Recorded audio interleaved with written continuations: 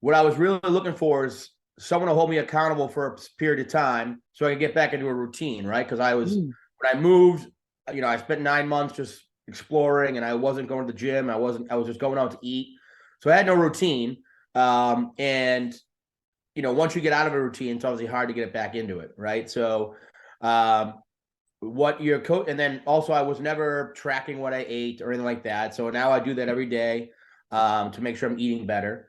So yeah, I think where I'm at now. So I lost probably 20 pounds, which is close to the goal I was trying to get to.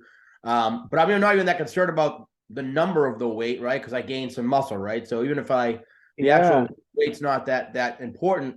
But all my pants are, they went from being tight to they're loose now, right? So, and I just, I got myself in a routine now where I lift weights like 3 or 4 days a week. Good. Maybe like I said, I'll probably plateau at some point and have to hit you back up and say, hey, I've hit a Good. My wall. my job is done. I'm just making sure that you are happy with what you achieved over the last 90 days. I am, man. I'll tell you what, Super Bowl Sunday, so, someone had taken a picture of me and I posted it online, and I had a few comments that said, whoever your trainer is, tell them they deserve a raise.